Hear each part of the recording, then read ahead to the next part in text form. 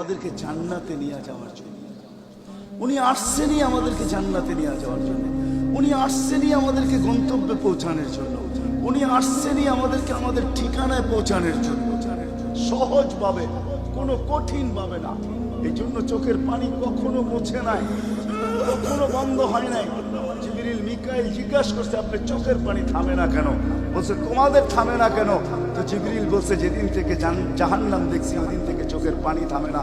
মিকাইল বলছে, যেদিন থেকে শয়তানকে বিতাড়িত করা হয়েছে ওই দিন থেকে আমার চোখের পানি থামে না।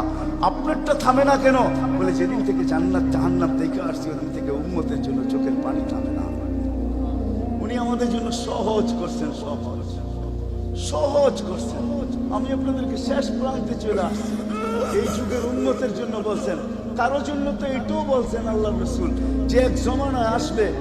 আবু দারদাকে বলছেন আবু দারদা, রগিফ আবু জারকে বলছেন আবু জার, ওয়ালাউ রগিফ আনফা আবা জার। ও আবু জার, তোর নাক যদি মাটিতে মলতেও থাকস, শুধু কালেমা যে পড়বে, সত্য দিলে যে কলেমা পড়বে আমার, তাকেও জান্নাতে আমি পৌঁছাবো। কেমন মনে করেন আপনি?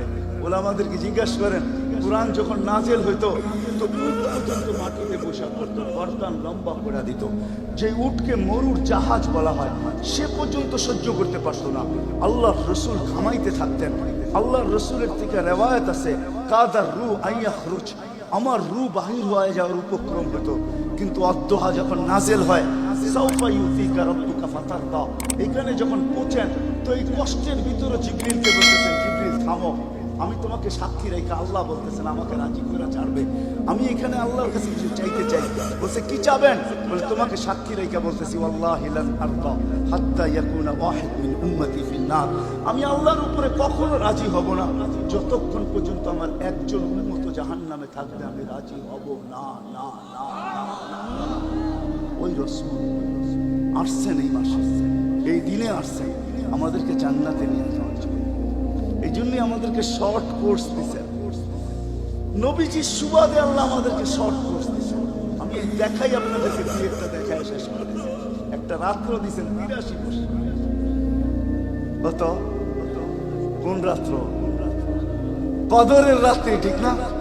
কারো যদি জীবনে একটা কদরের রাত্রিও মিলা যায়, আর সে যদি ৮০ বৎসরও বাঁচে, মারা যাওয়ার পরে যদি আল্লাহ জিজ্ঞেস করে কতদিন ছিল, ৮০ বৎসর, হিসাব দাও, তো বড় দাপটের সাথে সে বলতে পারবে যে এক রাত্রের দিয়া নেই, এক রাত্রে তো ৮৩ বৎসর, ৮০ থেকে ৮০ বাদ দেন, আপনার কাছে আমি ৩ বৎসরের পাওনা আছি, আপনি আমার কাছে কোনো পাওনা নেই।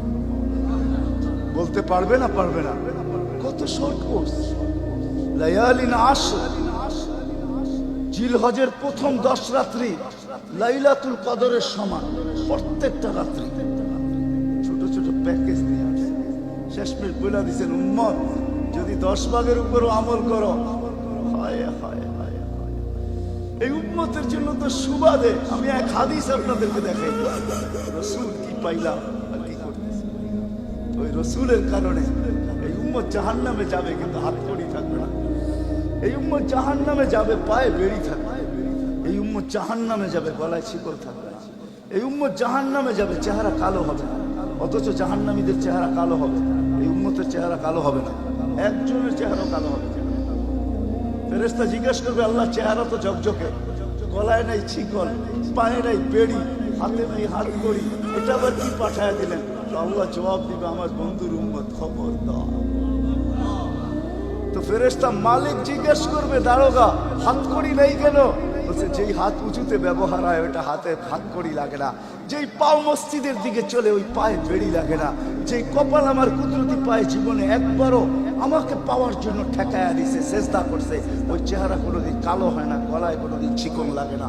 3 জায়গায় আগুন লাগাবে না, খবরদার, চেহারায়, হাতে, পায়ে, বাকি শরীরে লাগায় দাও।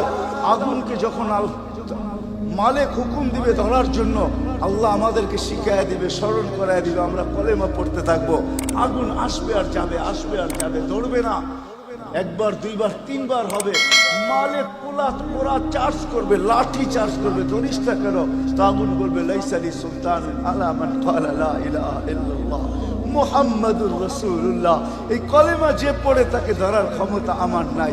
তারপরে আল্লাহ নিজে কি করবে? ইমাম কুরতুবী রহমাতুল্লাহ আলাইহি লেখেন, ফাআমাতাল্লাহু মাউতাতান, আল্লাহ আমাদেরকে ঘুম পড়ায়া দিবে। মৌতের যেরকম ঘুমের দোয়া, মৌতের দোয়া আর ঘুমের দোয়া একই দোয়া। আমরা ঘুমের দোয়া পড়ি আমুতু আহিয়া, আল্লাহ মরতে চললাম, কাল সকালে উঠাইলে উঠবো, না হলে আর কিয়ামতের আগে উঠবো না। তো ঘুমো মৌত, আল্লাহ ঘুম পড়ায়া দিবে। আজাব ঘুমের ভিতরে কমপ্লিট করে আল্লাহ বাহির করে নিয়ে নবীর সুবাদে, নবীর একটা পর্ব এরকম আসবে, জানি না নারায়ণগঞ্জের মানুষ বুঝবে কি বুঝবে না। একটা পর্ব এরকমও আসবে নবীর সুবাদে, একটা পর্ব এরকমও আসবে নবীর সুবাদে, এরকম একটা পর্ব আসবে। আল্লাহ জিবরিলকে ডাইকা বলবে যে আরশের সাথে কান লাগাও।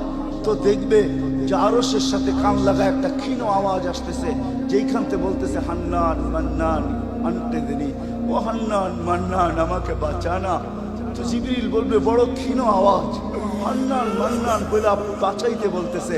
বলছে জিবরিল দৌড়ে যাও, আমার বন্ধুর উম্মত আমাকে বাঁচানোর জন্য ডাকতেছে। জিবরিল যাবে দোজখের কাছে, মালিকের কাছে যাবে। মালিক লিস্টি দেখা বলবে কেউ বাকি নাই, আখরাস তো সবাইকে বাহির করে দিছি। ফিরে আসবে, আবার শোনাবে, আবার যাবে, আবার ফিরত আসবে। তৃতীয়বার এসে আল্লাহর ঠিকানা বলে দিবে, যাও দোজখের ওই অথই তলদেশে যায় দেখো, কয়লার মতো কয়লা হইতে হইতে পোকার রূপ ধরে গেছে, উপরে পড়ে আছে, ওইখানে যে কান লাগাও। তো দুইজনে যে কান লাগাবে, তো দেখবে ওইখান থেকে ক্ষীণ আওয়াজ বাহির হইতেছে, ইয়া হান্নান ইয়া মান্নান আনতে দিনি, ও হান্নান ও মান্নান আমাকে বাঁচা না। ওই আওয়াজ আল্লাহর আরশের সাথে এসে টক্কর মারবে, ওইখান থেকে উঠায় নিয়ে আসবে। বলবে আমার বন্ধুর উম্মত উঠায় নিয়ে আস, আমি ওয়াদা করছি আমার বন্ধুকে রাজি করে ছাড়বো, আমি ওয়াদা করছি লা ইউসিহি ফি উম্মতি, তার উম্মতের ব্যাপারে আমি কপালে ভাঁজ করতে দিব না। আমার কথা কিন্তু শেষ জায়গায় চলে আসছে। ওই রসুল, ওই নবী আমাদেরকে আল্লাহ দিয়েছেন আমাদেরকে জান্নাতে নিয়ে যাওয়ার জন্য। মেরে দোস্ত, শুধু ওনার অস্তিত্ব না, উনি একটা আদর্শ নিয়ে আসছেন, উনি একটা কেরিয়ার নিয়ে আসছেন, উনি একটা জীবন নিয়ে আসছেন। যেই জীবনের একটা সুন্নত যদি কেউ তার নিজের জীবনে প্রতিফলিত করে, নিজের জীবনে অভ্যাসে রূপান্তরিত করে, আর নিজেকে অভ্যস্ত করে আল্লাহ পর্যন্ত যদি পৌঁছাইতে পারে, খোদার কসম এটার ওয়েট এতটুকু হবে, সমগ্র জগৎ একবার না 10 বারও যদি এক পাল্লায় রাখা হয়, আর ওই সুন্নতকে এক পাল্লায় রাখা হয়, তো এই সুন্নতের ওয়েট বেশি। সমগ্র জগৎ এক না 100 কোটি বারও যদি হয়, তা সমগ্র ভান্ডারের সাথে যে দাম না হবে, যতটুকু দাম না হবে, আল্লাহ রসুলের এক সুন্নতের এর চেয়েও কোটি গুণ বেশি দাম। বিদায় আপনাদের পায়ে হাত রেখা বলি, আসেন 12 রবিউল আউয়ালের এই রজনীতে, যদিও দিন পার হয়ে গেছে, 13 তারিখের রাত্রে আমরা পড়ে গেছি। ইখতিলাফ হিসাবে 13 তারিখও পাওয়া যায় যে 13 তারিখে আল্লাহ রসুল দুনিয়াতে আসছেন। হতে পারে আজকের রাস্তাও উপরে, কিন্তু আমাদের কোনো সামিয়ানা নাই, ডাইরেক্ট আকাশ। আল্লাহ 3 ভাগের 1 ভাগ রাত্রের অতিবাহিত হয়ে গেছে, আল্লাহ এখন প্রথম আকাশে চলে আসছেন, নিজেই আহ্বান করতেছেন, আল্লিল মুস্তাগফির আগফির আলাহ। দুনিয়ার মানুষ আসামিকে তালাশ করে শাস্তি দেওয়ার জন্য, ও রব্বে কায়নাত নারায়ণগঞ্জের মানুষ প্রথম আকাশে আইসা ডাক দিতে থাকে, কে আসছো আসামি, আমি শাস্তি দিব না, আমি তো মাপের ভান্ডার নিয়ে আসছি, আমি তোকে মাফ করব, তুই মাফ চাইতে দেরি, আমি মাফ করতে দেরি হবে না। গুনার পরিধি যুবকরা কতটুকু তোমাদের গুনার পরিধি কেমন?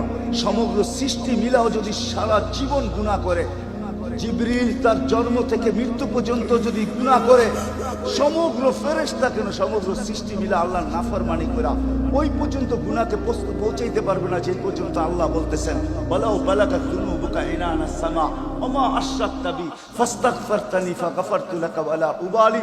তোমাদের গুনাহ দিয়া যদি আমার আকাশের পরিধি পর্যন্ত ব্যাত করে চলা যায়, একজনের গুনাহ, আমি তো বললাম সমগ্র সৃষ্টি মিলেও সম্ভব না, একজনের গুনাহ তো দূরের কথা, আমার আকাশের পরিধি ব্যাত করে চলা যায়, তুমি মাপ চাইতে দেরি, আমি মাপ করতে দেরি।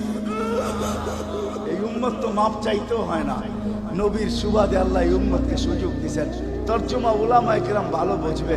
আল্লাহ নিজেই বলে এই উম্মত যখন চিৎকার দিয়া মাথায় হাত দিয়া বসা পড়ে আর চিৎকার যখন দেয়, হায় আমি বুঝি শেষ হয়ে গেলাম, ফালাম্মা তায়াক্কানতা বিল বাওয়াত ওয়া যানানতা আন্নাকা মিন আহলিন নার মানাহতু ইলাইকা রিদওয়ানি ওয়াল্লাইতু ইলাইকা গুফরানি কুলতু লাকা লা তাহজান গফারতু লাকা যুনুবা ওয়াল আওসার ওয়া লিআজলিকা সাম্মাইতু নাফসি আল আজিজুল গফফার। আল্লাহ বলে এই উম্মত যখন মাথা ধরে চিৎকার দেয় আমি বুঝি শেষ হয়ে গেলাম, আল্লাহ বলে আমি আমার জায়গায়